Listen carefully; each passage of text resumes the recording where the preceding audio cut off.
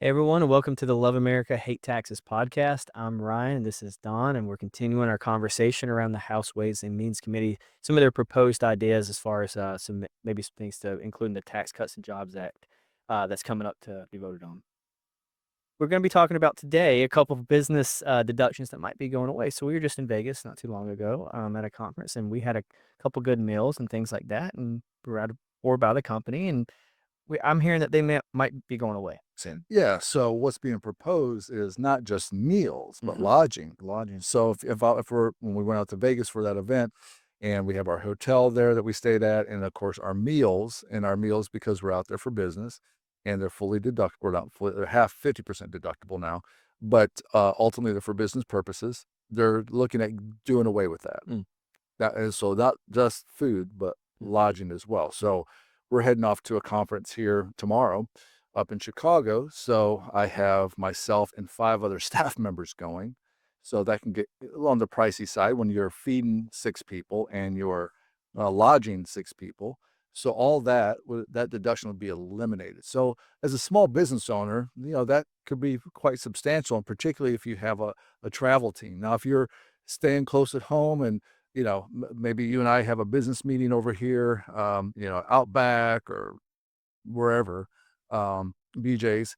No, we want to sit down and have a meal. We're talking about business. That is a deductible expense as long as it's documented. And I always tell my clients, listen, make sure you document on there who was in attendance, what was the conversation, because that's what makes it legitimate.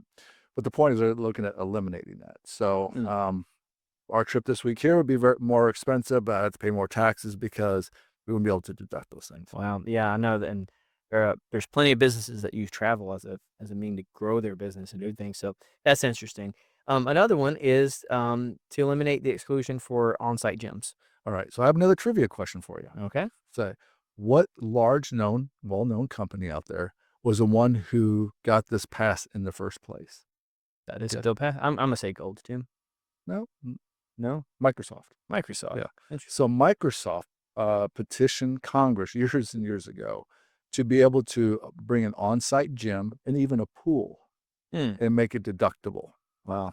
So they wanted to make it as an employee benefit, incentivize them to get healthy and all that type of stuff. And, depend upon, this again, these are all proposals.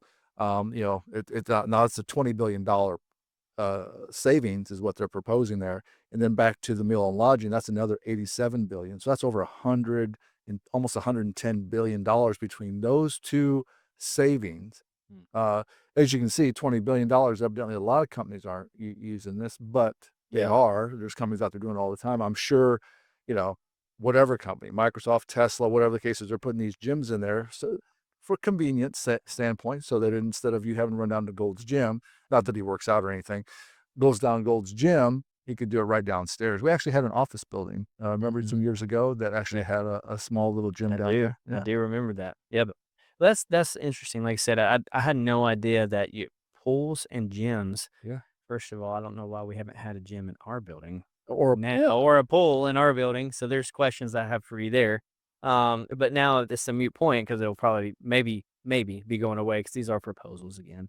But yeah, that's interesting. Y- y- just personal opinion. You think any of these will pass? They have some validity to pass to them, or yeah, here's what my opinion. I think the restaurant business after COVID and even the lodging business was hit pretty hard. And I know there's some different programs that came out to try to help them, but I think that in itself would probably be a little bit harder because what you're doing now is you're de-incentivizing for you to go out to eat. Instead of us having a business meeting, off-site somewhere, would say, "Bring your sack lunch. We're gonna use the conference room." or brown So paper yeah, bag? we're gonna paper bag it, which, there's nothing wrong with that, but Yeah. the reality is, like, for example, if we're, meeting with a client or an affiliate relationship, whatever the case is, and we wanna go have a nice dinner together and talk business, it gives, not that that's the motivating factor. I'm not doing listen, I never create an expense to create a deduction. I'll just let Yeah. you know that right now Yeah. because let's say I'm in a 25% marginal rate. I'm only saving 25 cents on that dollar. Yeah. Okay. Yeah. Still cost me a dollar. Yeah. Yeah. But the point is that I think it would probably harm. Maybe they put a cap on it or a limit. Right now, like I said, it's 50% on meals. It's 100% for lodging. So maybe they put some type of caps on there. Okay. Well, it'll be interesting to see how it plays out. in the next coming months, to see how that goes. Well, guys, if you enjoyed today's content, please like and share whatever platform you're watching on. If you have questions, feel free to reach out via email so we can get those maybe on the next podcast. And if in the meantime, we hope to see you back. So thank you.